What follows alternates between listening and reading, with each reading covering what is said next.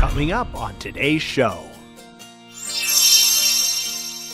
This is the amount of space that I have for whatever object this is.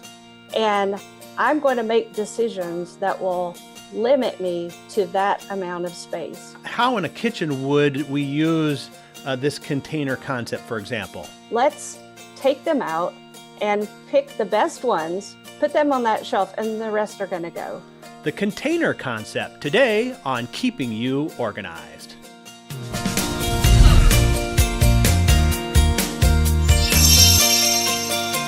Hello and welcome to Keeping You Organized. Today we are going to talk about the containers or the container concept. We're not just going to talk about boxes or bins or whatever. We're going to talk a little bit bigger about this concept of what is a container and how do we use it. And we're going to dig into that with Angie Heitch. I said it right, didn't I, Angie?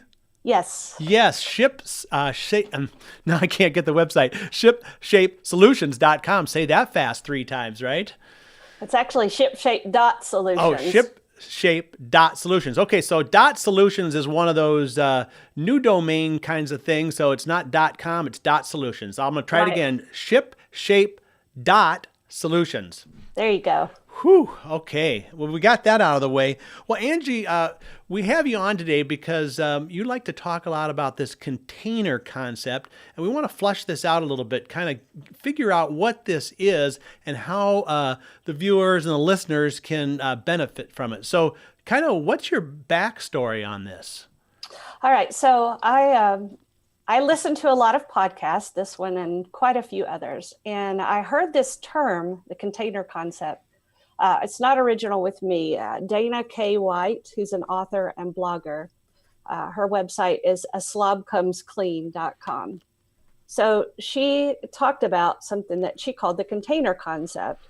And when she described it, I realized this is something I use all the time myself and with my clients. So it's basically a way of saying, this is the amount of space that I have for whatever object this is. And I'm going to make decisions that will limit me to that amount of space. And you could talk about it with physical items, with a particular container, or it could be this cabinet is all I'm going to keep of this thing. Or you can think about it in terms of time. I have 24 hours a day. That's my container. And if I stuff too many things in it, it just doesn't work. So it's a way of limiting yourself to a space or a grouping that makes sense and allows you to function efficiently. Okay, well, let's take that and kind of take us into like the kitchen, because I want to dig into how in a kitchen would we use this container concept, for example. Okay, so one thing, people tend to accumulate water bottles and coffee mugs. Those are common things that we get as giveaways or as gifts. So I might open a client's cabinet and see that they have 3 shelves full of water bottles or of coffee mugs, and no one would ever use that many. At one time, you might, use a handful. So if you tell yourself, okay, one shelf should be enough space for the number of coffee mugs I would ever use, even if I had a group of people over. So let's take them out and pick the best ones, put them on that shelf, and the rest are going to go. I have to laugh here a little bit because I think we have 3 shelves at our house, and one of them is above the stove, and it's really dangerous. Like when you open it, you kind of open it, and then you have to step back because you don't want like the things to fall down on you. So totally, I'm sure other people can relate to that as well. Yes, and a lot of people will say, "Oh, well, I need more storage space," and think about the storage industry. If you think of your whole house as a container, then you really should do your dead level best to get all your stuff to fit in your home and not have to pay for space somewhere else. And a lot of times it's necessary, you're in a move, you're in transition, but so many times people do that kind of thing because they haven't done the hard work of identifying what do they really need in that container. Right. Well, and in like the mini storage business, a lot of people don't know this. The price per square foot is astronomical. Yeah, it's When you think, I mean, crazy. even though the monthly rent might be kind of low, when you look at what you're paying for each square foot, it's pretty high. So, well, let's go back to those. I'm intrigued about the mugs and the coffee cups because this is going to help me out. How do you help someone through that situation? Okay. Well, there's lots of different ways you can look at it. And in the end, it all comes down to just getting them all out, lining them all up, and then saying, all right, pick your five favorite, your 10 favorite, your whatever number of favorites. And you put those in there. And then you keep putting the best ones up there. And then when that container, that shelf, whatever is full, then you just got to make a hard decision and the rest really need to go somewhere else. I know this has come up on the podcast many times, that Pareto principle, the Yep. 80-20 rule. You use 20% of those mugs 80% of the time. So you don't need that many. Yeah, and why is it that we still keep ones like where the cap is missing, Yes, or yes. yeah, and some of them have what do you call the like when you go on a trip or something, and you don't want to get rid of that one that says Germany on it or whatever because it's Right. got such a value. But you also have one that says France on it, and Yeah. Florida and Colorado. So how do you deal with that? I mean, you don't really want to give them away, but you're maybe not using them either. So is there kind of an in-between solution for something like that? Well, you might figure out an alternative way to use it. I mean, you could use it to hold objects. You could display it somewhere instead of it being in with the rest of your mugs and you're not going to use it. But, it's just not doing anyone any good to be on a shelf and never getting used. If it's something that you love, you need to find a way to use it. Right. Now, do you have an example, maybe working with someone in their kitchen, how you might take this a kitchen as because the kitchen really, what you're saying is the kitchen is a container, like a big Yes. container. Then within the kitchen, there's other containers as well, right? Right. And so if I'm doing a full kitchen with someone, we will maybe not all in one session, but we will literally take everything out of every cabinet at one point or the other and then just make decisions about, okay, well, what do you really use? What are the things you use the most? And we'll figure out really good locations and arrangements for those things. And then the things that you use very rarely, for instance, a turkey roasting pan, that takes up a lot of space, but you do use it. So that's something where you might make an exception to that and say, I do use it, but not that frequently. So I'm going to allow this to go to a supplemental storage area. This could possibly go in my garage or whatever. I may still need that, but it doesn't need to take up that prime real estate of my kitchen cabinet. Right. Yeah, I think our example is we have one of those walks, which I think Uh-huh. they were really popular years ago, but we still Yes. use it like maybe once every 2 months. But the darn thing takes up so much Yes, room. it does. So it's like, where in the world? So we have it like in our mechanical room is where we keep Uh-huh. it in the basement because the darn thing is just there's no easy way to save that, but you want to have that for those one times when you want to Yes. walk your And so that's stuff. a good one where either in a supplemental space or on a shelf way up high. That's a little bit of a bother to get there to get it, but you're not having to do that often. So that works okay. Yeah. Let's talk about like the silverware drawer. So the drawer is a container, but also Mhm. isn't that little plastic thing that has the spots for the different silverware also a container? And Yes. okay. Yeah, you could definitely utilize it in that situation. If you understand the principle well, you can use it every single day in so many different ways. Okay, well, maybe give me another example from a client, maybe a challenge they had, and then how they came to light and saw the container concept put into effect. Okay.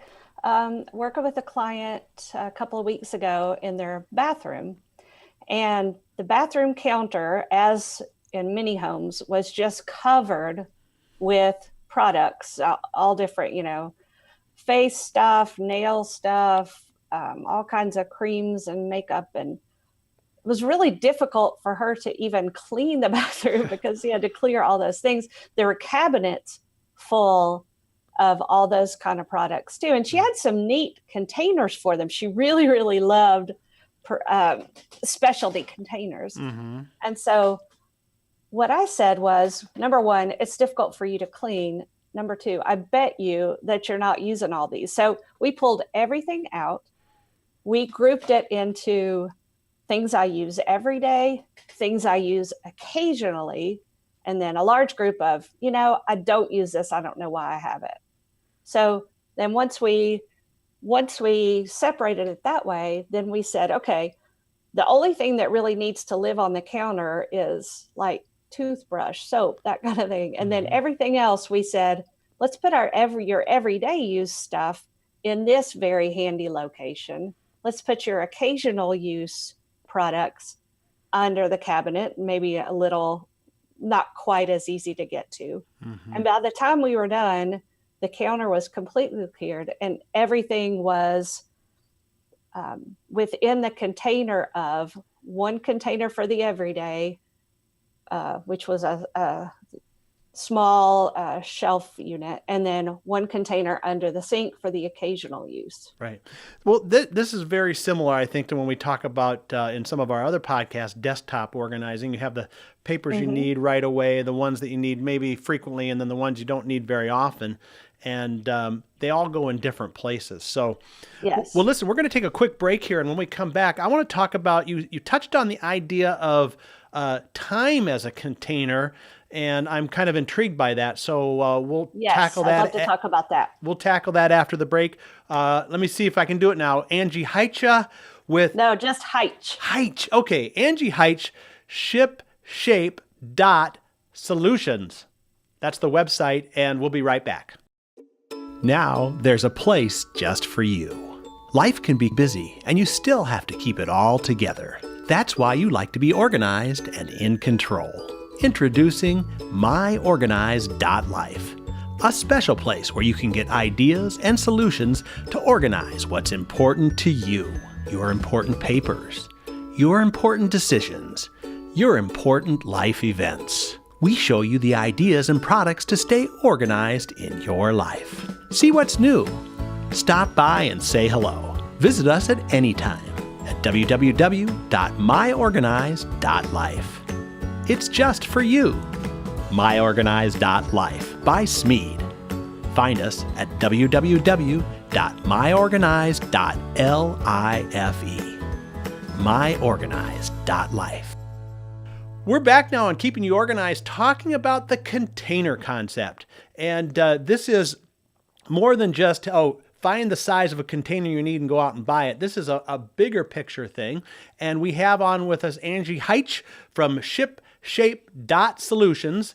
And Angie, before the break, we talked more in the, identifying containers as maybe spaces or actual containers. But you did touch on this idea of using time as a container. And let's get into that a little bit. What do you mean by that? So what I mean is, we all have a finite number of hours in our day, hours in our week, hours in the weekend. And if you look at those amounts as a container and think about the things that you try to squeeze into those spaces, and are you filling them so full that they're overflowing and you're not having time for the things that you really want to do? You can't focus on what you want to because your mind is so filled up with all the other things you're not getting to. So I try to think about my time as a container as well. And I choose very carefully. I first pick the things that are the most important to me, that are most aligned with my goals. And I figure out where those are going to fit first. And then how much extra time do I have to maybe work in some of those optional activities? Well, give me some examples of those containers, or how you maybe label them, just so we get a further understanding of this. Okay. So with my schedule, you've got to go ahead and, there are some things that you're going to have to plan. You need to sleep, you need to eat, you need to have some time to get ready in the morning for your day and at night to get ready for bed. And then for me, I've got my hours that I'm organizing in homes or businesses with my clients. But for my business, one problem I was seeing was that I had a lot of background stuff to do. I write an article for the paper. I'm on TV. I have, you keep up with the finances of the business, the marketing, the networking. And I was finding I wasn't making time for that. So I decided I need more space in there. So I had to remove a day of organizing to allow for that. Um, and then, hobbies there. I love to go on bike rides and do theater. But in order to have time for that, I've got to free up my evenings. I was spending time working in the evening, and I want to have time for hobbies and to spend time with my husband. So then I decided, okay, well, I need to create a personal day, half a day or day, to put some of the, daily housekeeping stuff and some of my leisure stuff so that in the evenings I'm freed up. So how much would you say of your time is kind of predetermined in a week? Wow, that's a really good question. Because it sounds like you have a lot going on, but you're able to take these containers of time and allocate them. But do you have any open space at all? Like if something comes up? I do. And, that's a really good point that you make. And it kind of fits into this container concept as well. When we think about with our physical spaces, we don't like to have spaces filled to capacity, right? You want to be like ideally about 75, 80% full. So that if things, additional items or activities come up, you can put them in there without squeezing something else out. So that's a really good point. I guess I feel like my time is probably 70, 80, I don't know, maybe 60, 70% spoken for in terms of what I have scheduled. And so that I do have a little bit of space to bring in the optional activities. Right. Well, and plus you're doing the things you want to do and are important to you. So it's not like you're just so busy you can't do anything that you want to do because you're already accounting for those things as well. Right. And I want to have to, and I think we all want to be able to be flexible. If someone says, hey, I'm in town for a couple of days, can you do lunch? Sure, I can. Yeah, I will rearrange my schedule for that. No one wants to be so crammed full, their schedule is so crammed full that they can't make space for something that they would enjoy. Right. Right. Okay. Well, just speaking of time, we're just about out of time, but I want to give you the opportunity to tell the audience what kinds of services you provide, if you are just local to your area or virtual, and how they can get a hold of you. Sure. Yes, my business, I'm based in Kingsport, Tennessee, which is the northeastern corner of the state. I service Kingsport, Johnson City, and Bristol, the Tri-Cities area. I do residential organizing primarily, a little bit of business, a little bit of volunteer organizing for nonprofit groups. I also love to do presentations to groups on all kinds of organizing topics.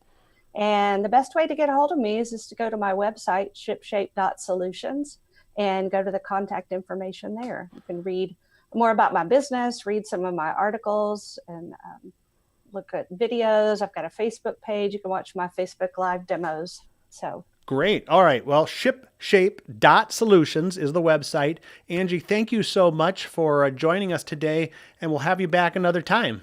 Thanks. I'd love to. Thanks, John. All right. Well, there you go, folks. I think now you have a little bit better understanding of how to use containers, maybe not just the physical ones, but even your time. And check out the show notes. Go visit Angie's site because I'm sure she also has articles and things that talk about this concept as well. And then we'll see you next time on Keeping You Organized.